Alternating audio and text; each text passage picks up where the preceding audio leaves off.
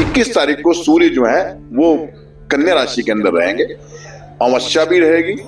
इस दिन जो है जो व्यक्ति अब पूरे 15 दिन के अंदर 14 दिन के अंदर कोई भी कार्य इस प्रकार का नहीं कर पाते जो अपने पितरों के निमित्त वो करना चाहते हैं, इस अमावस्या के दिन जो है वो कार्य कर सकते हैं।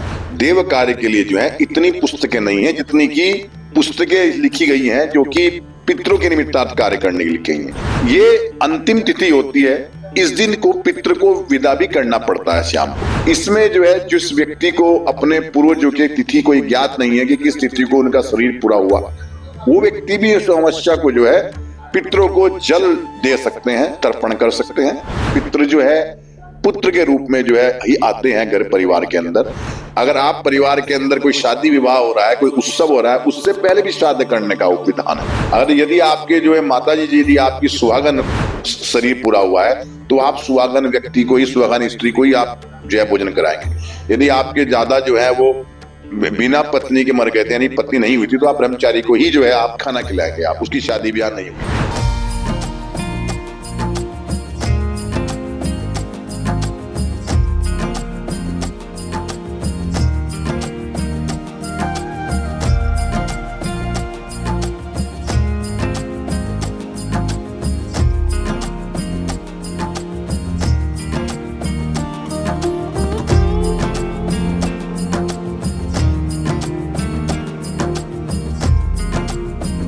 हर हर गंगे जय मां गंगे।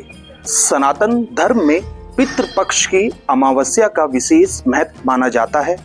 मान्यताओं के अनुसार अमावस्या के दिन पितरों के निमित्त कार्य करने से पितरों को मोक्ष की प्राप्ति होती है।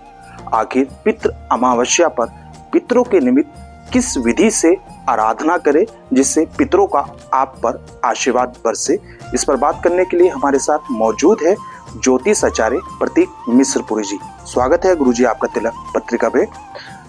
अमावस्या का तो विशेष महत्व होता है, लेकिन पितृ अमावस्या इतनी महत्वपूर्ण क्यों होती है? देखिए, प्रत्येक मास की जो अमावस्या होती है उसको पितरों के लिए समर्पित किया हुआ है।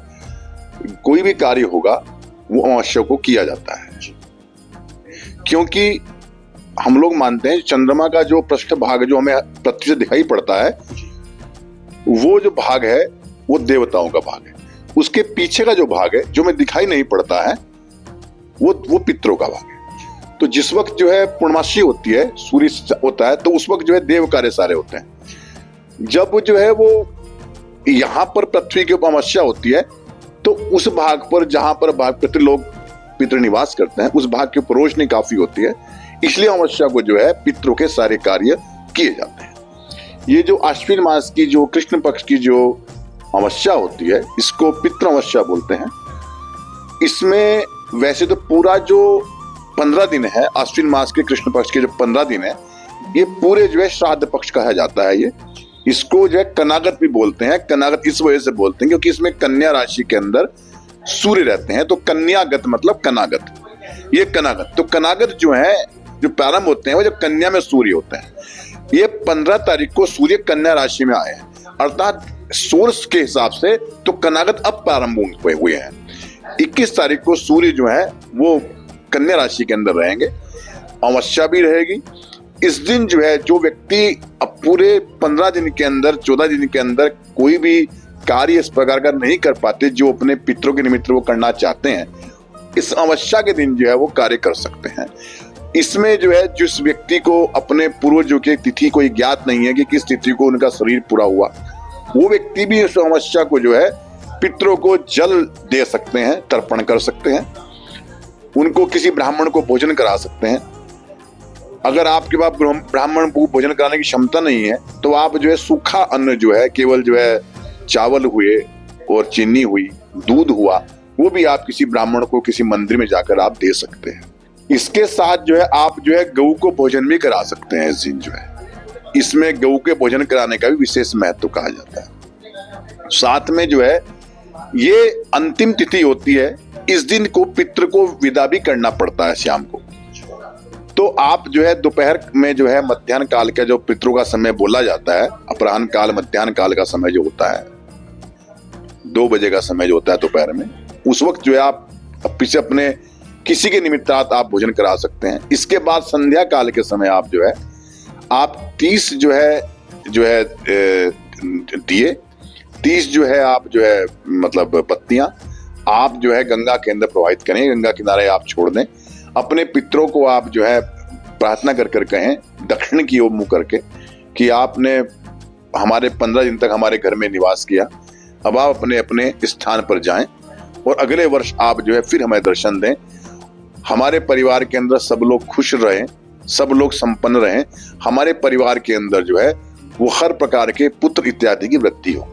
पितरों का विशेष कार्य यह है कि आपके परिवार में यदि जो है संतान नहीं हो पा रही है, संतान जो है वो नहीं है, या पुत्र विशेष रूप से, क्योंकि पितृ जो है पुत्र के रूप में जो है ही आते हैं घर परिवार के अंदर, नहीं है तो आप लोग जो है इस दिन प्रार्थना विशेष रूप से कर सकते हैं कि हमारे घर के अंदर अन्न धन के साथ साथ जो है पुत्र की वृद्धि भी हमारे परिवार में।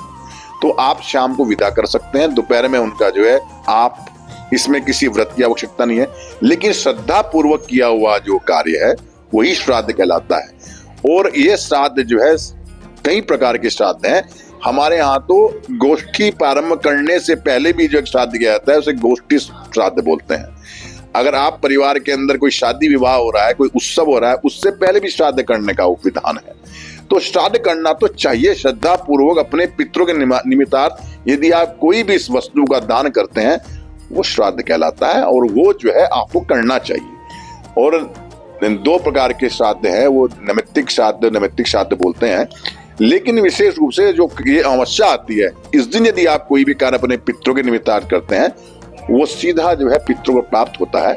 पितृ की गति किसी प्रकार की, यदि आपने भोजन कराया, यदि आपके पितृ जो है वो सर्प योनि में है तो हवा के रूप में प्राप्ति होगी। अगर वो किसी पशु योनि में है जो कि दूध पीने वाले जानवर हैं, उनको तृण के रूप में होगी। यदि जो है वो मांस खाने वाले हैं तो मांस के रूप में उनको होगी। यदि वो प्रेत योनि के अंदर है तो उनको जो है वो रुधिर के रूप में या हवा के रूप में उनको जो है उस अन्न की प्राप्ति होगी। और वो जहां भी होंगे ये सही मानिए आप जो है कि उनको जो है वस्तु की प्राप्ति उनकी होती है और वो अपने जो है परिवार के जो व्यक्ति हैं उनके द्वारा किए हुए जो है वस्तु का जो है वो ध्यान करते हैं और वो सोचते हैं कि हमारे परिवार में कोई व्यक्ति ऐसा होगा जो हमें जल से, हमारे को अन्न से, हमारे को वस्त्र से तर्पण करेगा या हमारे को हम जो है उससे जो है तृप्त हो जाएंगे। तो जो इस दिन किया हुआ जो श्राद्ध है श्रद्धा पूर्वक अमावस्या को, वो सिद्ध रूप से आपके पितरों को प्राप्त होता है। पंडित जी, श्राद्ध पक्ष में पितरों के निमित्त कार्य करने के लिए विशेष नियम का भी पालन करना पड़ता है। पितृ अमावस्या पर किस नियम से पितरों के निमित्त अगर हम कार्य करेंगे तो उनका आशीर्वाद प्राप्त होगा? देखिए, हमारे यहाँ जो है जो देव कार्य के लिए जो है इतनी पुस्तकें नहीं है जितनी की पुस्तकें लिखी गई हैं जो कि पितरों के निमित्तार्थ कार्य करने के लिए लिखी हैं। इसमें किस प्रकार का ब्राह्मण आप चूज करते हैं, किस प्रकार के ब्राह्मण को आप भोजन कराते हैं, विशेष ध्यान दिया हुआ है। जो व्यक्ति ज्योतिष का कार्य करता हो, ज्योतिषी हो, वैद्य का कार्य करता हो, दुकानदारी करता हो, अंग भंग ना हो, किसी गाय से या किसी उससे जो है उसको बेच के वृत्ति प्राप्त करता हो, संध्या ना करता हो, तर्पण ना करता हो, ऐसे कई प्रकार के जो 42 प्रकार कहे गए हैं, ऐसा व्यक्ति जो है वो श्राद्ध में जीवने के निमित्तार्थ नहीं होता यदि आप जो है ये कार्य नहीं करते। यदि आप जो है इन कार्यों से फ्री हैं, यदि आप ज्योतिषी नहीं है, यदि आप वैद्यक नहीं है, यदि आप सोने चांदी को बेचने का काम नहीं करते, आप वस्तु का विक्रय करने नहीं करते, तीनों टाइम संध्या करते हैं, त्रिकाल संध्या करते हैं, आपके शरीर में कोई दोष नहीं है, आपको कोई रोग नहीं है, तब आप पितरों के साथ बैठकर भोजन करने के अधिकारी हैं। आप हर प्रकार का व्यक्ति उसमें नहीं बैठ सकता। अब तो इनका इस प्रकार का कोई चयन नहीं किया जाता। पहले लोग तो पूरा चयन करते थे किस ब्राह्मण को भोजन कराना है। और यदि आपके जो है माता जी यदि आपकी सुहागन शरीर पूरा हुआ है तो आप सुहागन व्यक्ति को ही, सुहागन स्त्री को ही आप जो है भोजन कराएंगे। यदि आपके ज्यादा जो है वो बिना पत्नी के मर गए थे, यानी पत्नी नहीं हुई थी, तो आप ब्रह्मचारी को ही जो है आप, जो परिवार में किसी ब्रह्मचारी कर रहे हैं तो ब्रह्मचारी को ही खाना खिलाएंगे आप, उसकी शादी ब्याह नहीं हुई थी। ये हर प्रकार का आपको ध्यान आपको करना पड़ता है, तब उसके बाद उसके नियम कर्म पूरे होते हैं।